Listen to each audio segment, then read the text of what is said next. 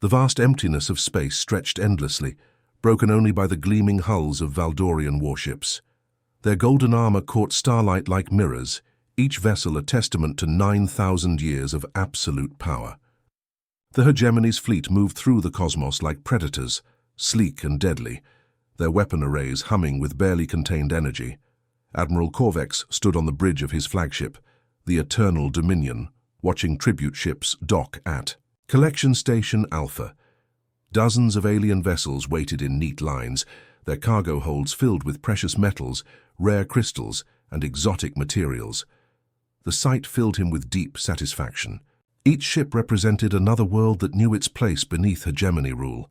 The Admiral's scaled skin glistened under the bridge lights as he reviewed the tribute reports. The insectoid Zihari had delivered their quota of quantum cores. The gaseous Velani had provided enough plasma fuel to power 3 star systems. Even the primitive mammals from the border worlds had managed to scrape together enough raw materials to avoid punishment. Excellence, his aide approached carefully. The quarterly tribute collection is complete. All sectors report full compliance. Corvex nodded slowly. 9 millennia of conquest had taught the galaxy's lesser species the value of obedience. The hegemony's military doctrine was simple and effective, overwhelming force applied with surgical precision. No mercy for rebels, no negotiations with the weak. Suddenly, alarms began to sound across the fleet. Emergency lights bathed the bridge in red as communication officers scrambled at their stations. The massive holographic display in the center of the bridge flickered to life, showing a detailed map of the Kepler 442 system. "Report," Corvex commanded, his voice cutting through the noise. "Bioplague outbreak on Kepler 442b. Excellence. The mining colony is requesting immediate medical assistance." The communications officer's tentacles trembled as he spoke. Colony. Population approximately 20,000. Mostly human refugees from the overcrowded Earth sectors. Corvex studied the data streaming across his screens. Mortality rates climbing by the hour, infrastructure failing. The mining operation that provided rare Earth elements for hegemony shipyards grinding to a halt. He made his decision with the cold calculation that had kept his empire strong for centuries. Implement full system quarantine, no ships in or out. Let the plague burn itself out. His officers exchanged glances but said nothing. This was standard protocol. The hegemony had maintained its power for 9,000 years by being pragmatic about acceptable losses. 20,000 humans were nothing compared to the risk of plague spreading to more valuable worlds. Meanwhile, far beyond the quarantine perimeter, Dr. Kim Jinwoo guided his medical ship through the asteroid field, surrounding Kepler 442. The Mercy was small compared to hegemony warships, barely 200 meters long, but every inch was packed with life-saving equipment. Medical scanners, surgical suites, pharmaceutical synthesizers, and emergency supplies filled her holds. Jinwoo had volunteered for this mission the moment news of the plague reached human space. At 43, he was one of the most experienced deep space medics in the outer colonies. He had seen plague worlds before, knew the desperate fight against time that awaited them on the surface. Dr. Park Mina worked frantically in the medical bay, preparing treatment protocols. Her surgical hands moved with precision as she calibrated the automated medical units they would deploy planetside. At 31, she was already recognized as one of the finest trauma surgeons in human space. Her techniques had saved thousands of lives across the frontier worlds. "The colony's main hospital went dark 6 hours ago," reported medic Lee Do-yun from his station. The young man's voice was steady, despite the gravity of their situation. At 24, he had already served on a dozen emergency medical missions. "We're looking at complete system failure down there." Navigator Choi Yuna studied her instruments carefully. The 36-year-old had guided ships through some of the most dangerous regions of known space, but approaching a quarantined system under hegemony blockade was something entirely different. Her fingers danced across the navigation console as she plotted their approach vector. "Hegemony patrol ahead," she announced, her voice tight with tension. 3 cruisers holding position. At the system's edge. "They've definitely seen us." Jinwoo felt his stomach clench as he stared at the tactical display. The golden ships appeared as bright dots against the starfield, each one capable of reducing the Mercy to scrap metal in seconds. But they flew under ancient galactic law, medical immunity that had been respected for over 10,000 years. Even the hegemony claimed to honor the sacred nature of medical missions. The lead hegemony cruiser, Dominion, broke formation and moved to intercept them. Its hull was a work of art and terror, covered in intricate patterns that told the story of countless victories. Weapon ports lined its sides like the eyes of some ancient predator, each one capable of unleashing devastating firepower. As the massive warship approached, Jinwoo could see the smaller details that made hegemony vessels so distinctive. The hull was not just golden, but seemed to shift and flow in the light, as if the metal itself was alive. Strange symbols pulsed along its surface, part decoration and part warning to any who might challenge the Empire's authority. The bridge crew of the HFY Mercy watched in tense silence as the Dominion closed the distance between them. Each passing second felt like an eternity, as they waited to see whether ancient law or imperial arrogance would win the day.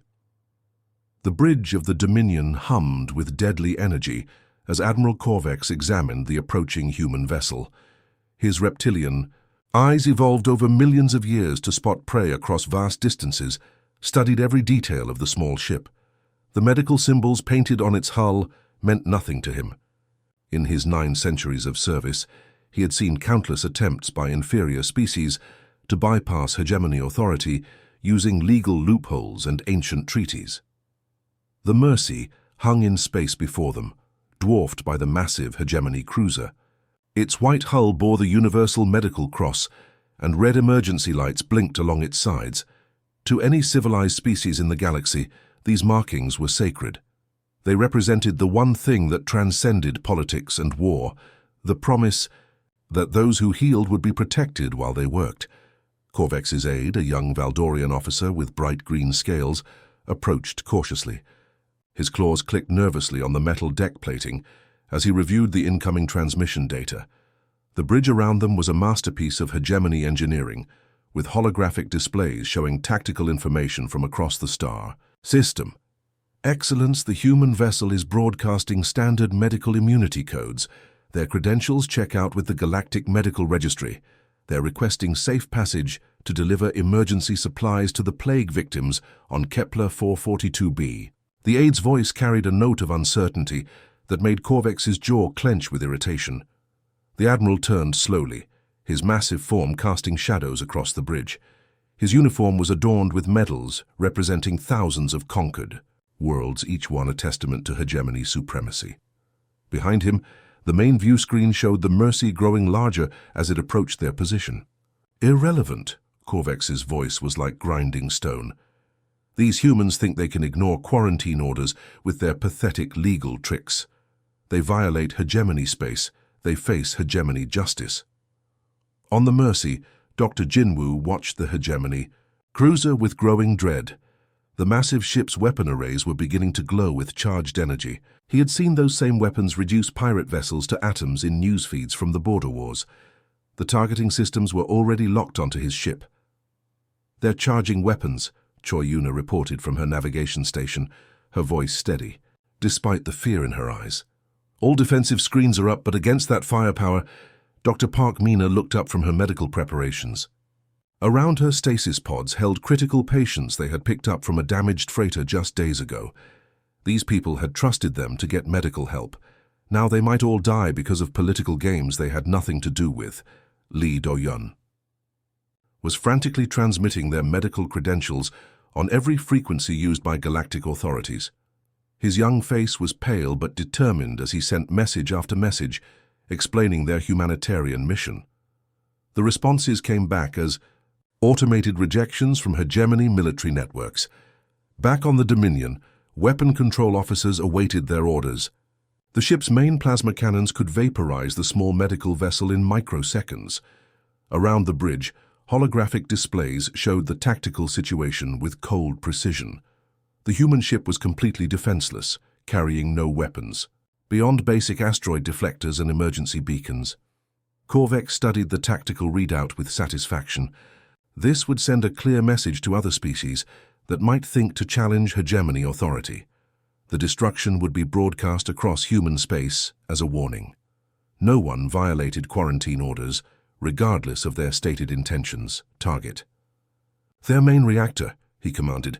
Full power discharge, make it visible from 3 systems away. The weapons officer, a veteran of countless battles, hesitated for just a moment. In his long career, he had never fired on a medical vessel. The targeting computer showed clearly that the ship carried no weapons, no military equipment of any kind, only medical supplies and a small crew of doctors. Excellence, perhaps we should board them first, verify their intentions. Korvex's eyes blazed with fury. You question my orders? Fire immediately, or I will find an officer who follows commands without debate. The weapons officer's hands moved across his control panel. The Dominion's main guns swiveled to target. The Mercy with mechanical precision. Energy readings spiked across the ship as massive capacitors discharged their stored power into the weapon systems. On the Mercy, alarms screamed as their sensors detected the energy buildup. Dr. Jinwoo had seconds to act. He opened ship-wide communications, his voice carrying to every human colony within transmission range. This is Dr. Kim Jinwoo aboard the medical vessel Mercy. We are under attack by hegemony forces while attempting to deliver aid to Plague. Victims. If anyone receives this message, remember that they killed doctors, they killed healers. The plasma discharge lit up space like a newborn star. The Mercy vanished in a ball of superheated gas and twisted metal. Dr. Jinwoo died instantly, vaporized along with the bridge. Dr. Park Mina had thrown herself over the stasis pods in the medical bay, her final act protecting patients who would die with her seconds later. Lee Do-hyun's transmission cut off mid-word as the ship's communication array melted. The explosion was beautiful and terrible, visible across the entire star system. Debris scattered in all directions, glowing chunks of metal that had once been a ship dedicated to saving lives. The 20,000 plague victims on Kepler 442b watched the distant flash and knew that help would not be coming. Admiral Korvex nodded with cold satisfaction as the tactical display confirmed the target's complete destruction. Another successful enforcement action. His empire had shown once again that hegemony law was absolute, that even ancient galactic treaties meant nothing when they conflicted with imperial policy.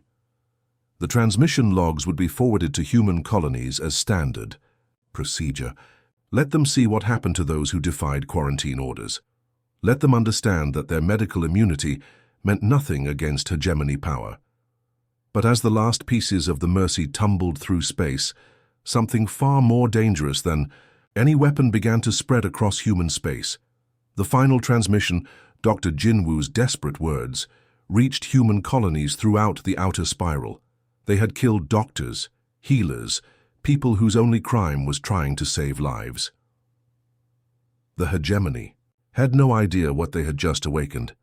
The transmission reached Mars Medical Station at 1427. Terran Standard Time. Dr. Song Hyuk was reviewing patient charts when the emergency broadcast interrupted every screen in the facility. The 45-year-old chief of surgery stopped mid-sentence as the footage began to play. The Mercy appeared. On screen, small and white against the black of space, its medical symbols clearly visible even at long range. Then came the flash, the brilliant explosion that consumed everything. Dr. Song Hyuk watched his colleagues die in fire and radiation, their ship reduced to glowing debris in seconds. Around him, nurses and doctors gathered, their faces reflecting the horror of what they were witnessing. These weren't soldiers or pirates. These were medical professionals, people who had dedicated their lives to healing others. The recording played Dr. Jinwoo's final words over and over. They killed doctors. They killed healers. His voice carried across the medical station like a ghost, haunting everyone who heard it. In the pediatric ward, Dr. Cho Minji clutched her tablet so hard her knuckles turned white. She had trained with Park Mina at Seoul Medical Academy 15 years ago. They had saved lives together during the Titan colony outbreak. Captain Yoon Ji-ho was hauling agricultural supplies to the Centauri system when the message reached his freight hauler, Steady Progress. The grizzled 48-year-old captain had spent 20 years moving cargo between human settlements, but he had never seen anything like this.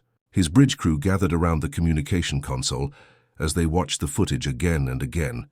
"Those were doctors," whispered his co-pilot, Kim Dae-ho, a former military medic who had served in the border conflicts. "They destroyed a medical ship. That's against every law in the galaxy." Yoon Ji-ho stared at the tactical display showing the explosion. He had hauled medical supplies for the Mercy just 6 months ago, loading emergency antibiotics and surgical equipment at Ceres Station. Dr. Jinwoo had personally thanked him for the rapid delivery. Now that same ship was scattered atoms floating in space. The captain opened ship-wide communications.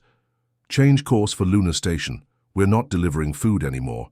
His voice was hard as stellar metal. "From now on, we carry whatever the resistance needs." On Kepler Station, engineer Lim Sora was calibrating fusion reactors when the broadcast reached the outer colonies. The 33-year-old had spent her career building infrastructure for human expansion into deep space.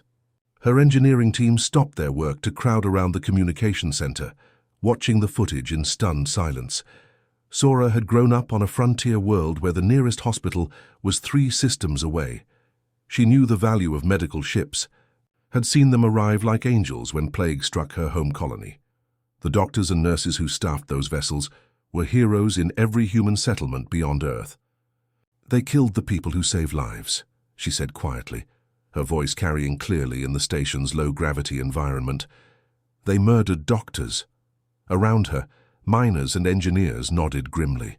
These were people who understood the harsh realities of space exploration. When accidents happened in deep space, when colonies faced disasters, medical ships were often the only thing standing between life and death.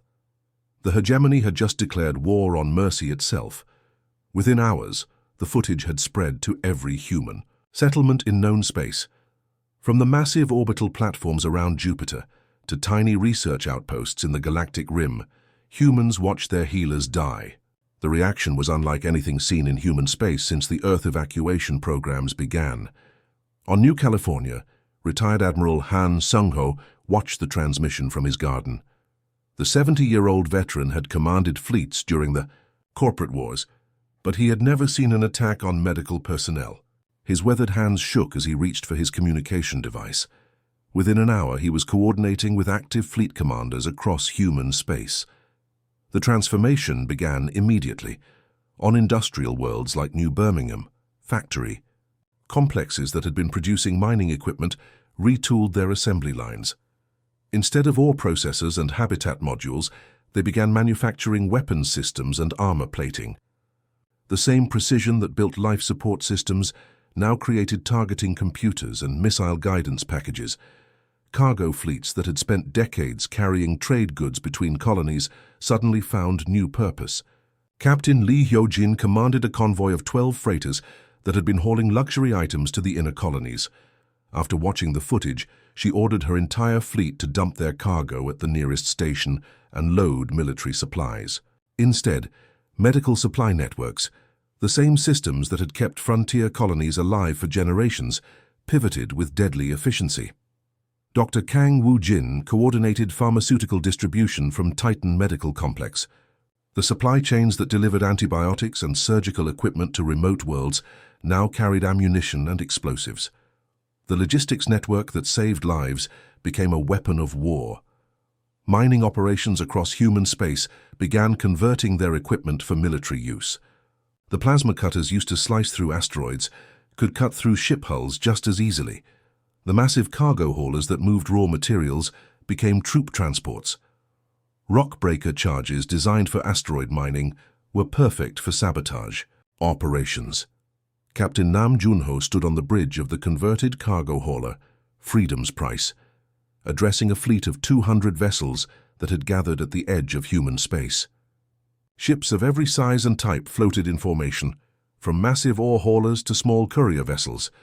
What they lacked in military design, they made up for in numbers and determination. The hegemony thinks they can murder doctors, and will do.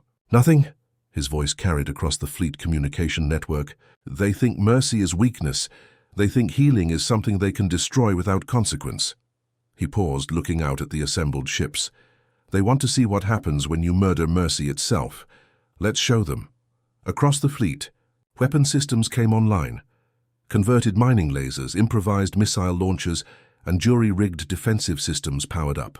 The ships were not military vessels, but they carried something more dangerous than any weapon: the fury of people who had watched their healers die. The hegemony had ruled for 9,000 years through fear and superior firepower. But they had never faced an enemy like this.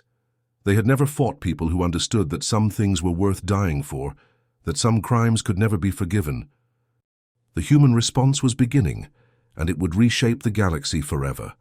The first strike came at Hegemony Supply Station 12, a massive orbital facility that had been processing tribute from conquered worlds for over 3 centuries. The station's commander was reviewing cargo manifests when proximity alarms began screaming.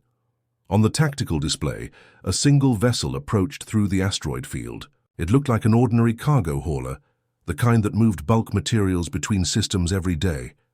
Commander Vexnal didn't even bother scrambling fighters. One converted freighter against a fully armed station was suicide. The vessel appeared to be the Lucky Strike, registered as a mining support ship from the outer colonies. Its identification checked out in the databases, showing years of routine cargo runs. The explosion that followed lit up the entire system. The cargo hauler had been packed with military-grade explosives and guided by a crew willing to sacrifice everything for revenge. Commander Vexnal had 3 seconds to realize his mistake before the station's ammunition depot went up like a newborn star. Across hegemony space, similar attacks began happening with terrifying frequency.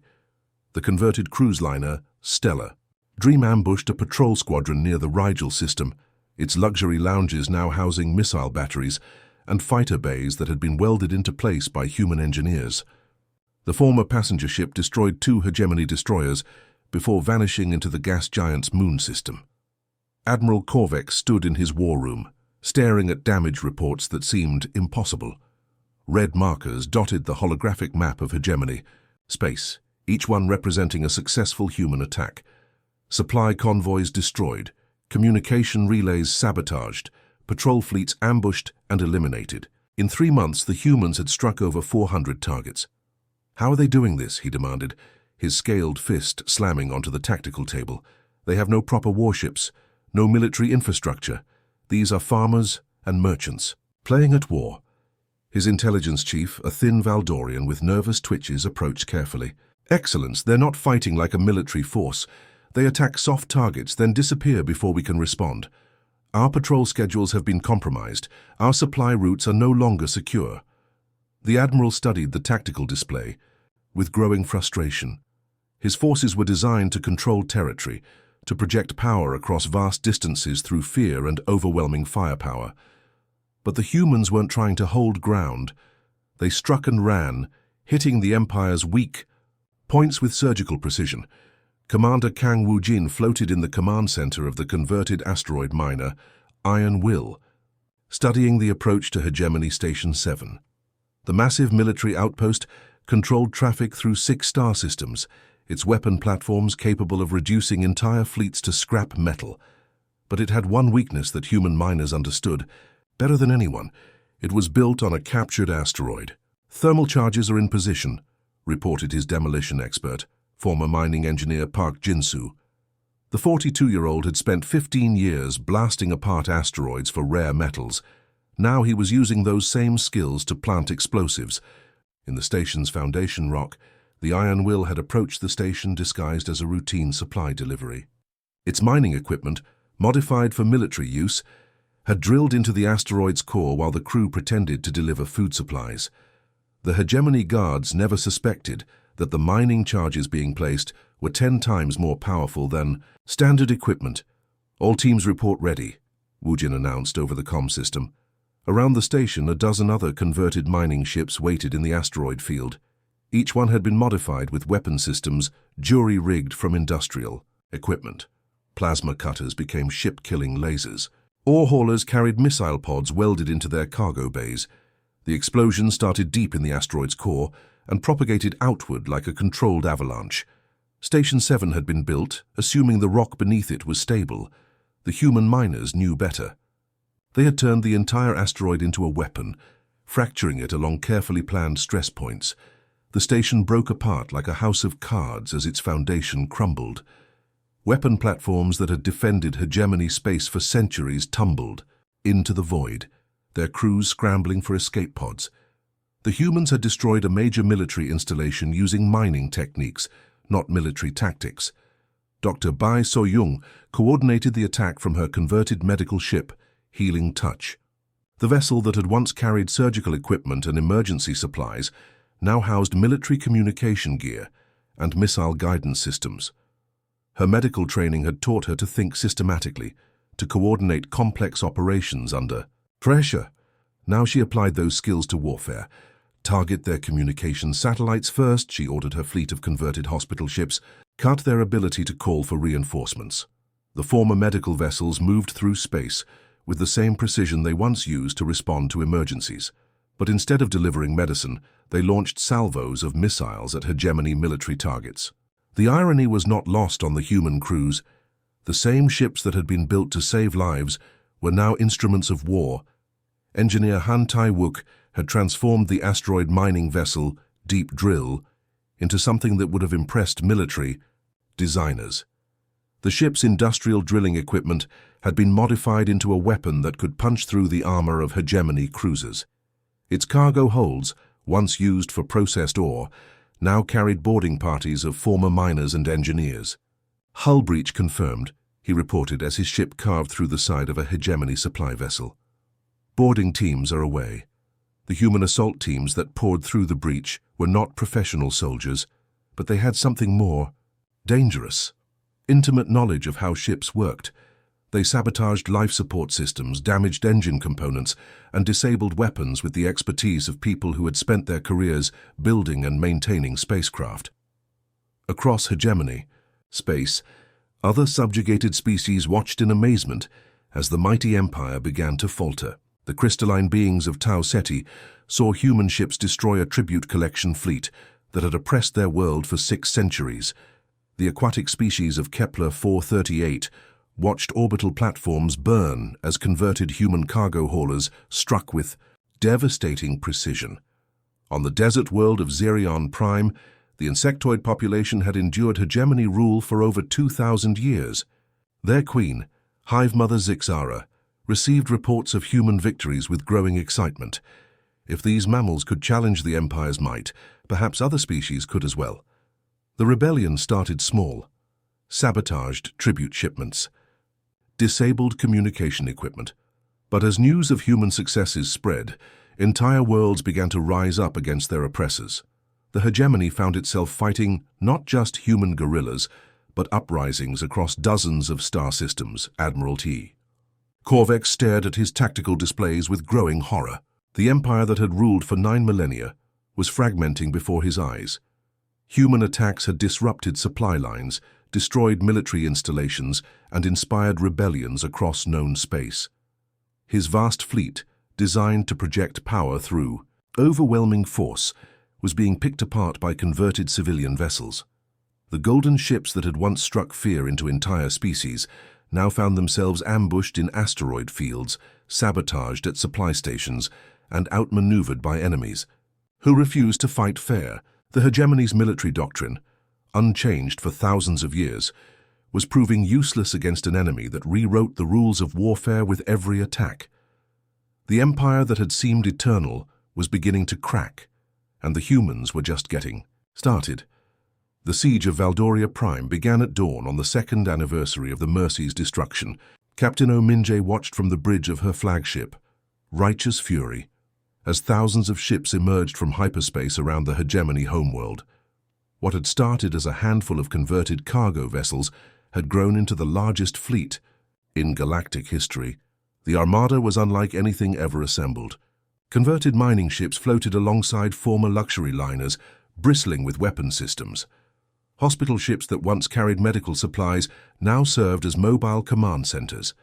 Even small personal shuttles had been modified for war, their civilian owners volunteering for suicide missions against hegemony installations. But the humans were no longer alone. The crystalline warriors of Tau Ceti flew in perfect formation, their ships glowing like living diamonds. The aquatic forces from Kepler 438 had brought their bioships, organic vessels, that could regenerate battle damage. Dozens of species that had suffered under hegemony rule for millennia now flew under human command. "All fleets report ready," announced Commander Kim Hyunwoo from the tactical station. The former freight pilot had become one of humanity's most effective military coordinators, his knowledge of shipping routes proving invaluable for coordinating massive fleet movements. "Captain?" Ho Min-jae studied the planet below. Valdoria Prime was a world of impossible beauty, its cities built from the wealth extracted from conquered species. Golden spires reached toward the sky, and artificial lakes reflected the light of 3 suns. For 9,000 years, this world had been the center of galactic oppression. "Begin the broadcast," she ordered. Across the planet's surface, every screen suddenly flickered to life with the same image. The footage of the Mercy's destruction played on public displays, government buildings, even personal communication devices. Human infiltrators had spent months placing broadcast equipment throughout the capital city, preparing for this moment. The Valdorian civilians watched in shock as they saw their military destroy a medical vessel.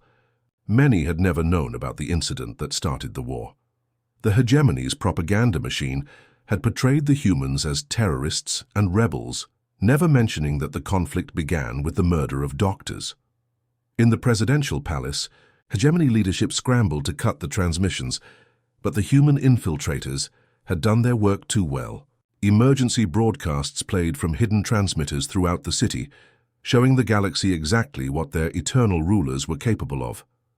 Admiral Corvex stood in the command center of his flagship, Eternal Glory, the last great warship of the hegemony fleet. Around him, his remaining officers watched tactical displays that showed the hopelessness of their situation.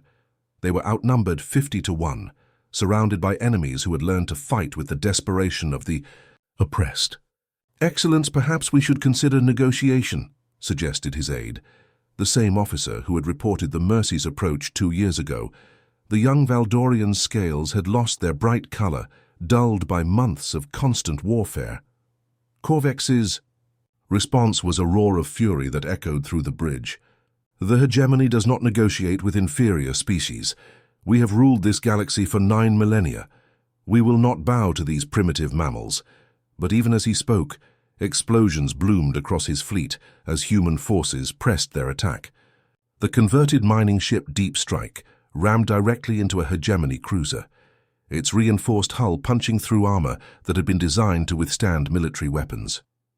The crew of former asteroid miners died in the collision, but they took 300 hegemony warriors with them. The luxury liner, Golden Dreams, unleashed a barrage of missiles from launchers welded into what had once been swimming pools and restaurants. Each projectile had been crafted by human engineers who understood that sometimes the best weapons were the ones your enemy didn't expect. Captain Park Seobin led the boarding assault on Corvex's flagship. The 38-year-old former cargo pilot had lost her brother on a medical transport destroyed by hegemony forces 6 months ago. She moved through the ship's corridors with methodical precision, her boarding team of former miners and engineers fighting with the desperate fury of people who had watched their healers die. The hegemony Marines they encountered were professional soldiers, trained from birth for warfare. But they had never faced enemies like this. The humans fought with improvised weapons and tactics learned from industrial work. They used maintenance shafts and service tunnels, turning the ship's own structure against its defenders. Bridge secured. Park Seobin reported as her team cut through the final blast door. Emergency lighting cast everything in red shadows as they advanced into the command center, where Admiral Corvex waited. The Admiral stood alone among the bodies of his bridge crew, his ceremonial sword drawn but trembling in his scaled hands. Around him, displays showed the complete collapse of his empire. Hegemony worlds were surrendering across the galaxy as liberated species declared their independence. "You cannot understand," he said, his voice carrying the arrogance of 9,000 years of absolute power. "I destroyed one small ship, 30 humans. How can such a minor action bring down an empire that has endured for millennia?" Captain Park Seobin stepped forward, her weapon steady as she faced the architect of so much suffering. Behind her, human marines and alien allies waited in silence. The moment felt heavy with the weight of history, the end of an age that had lasted longer than human civilization.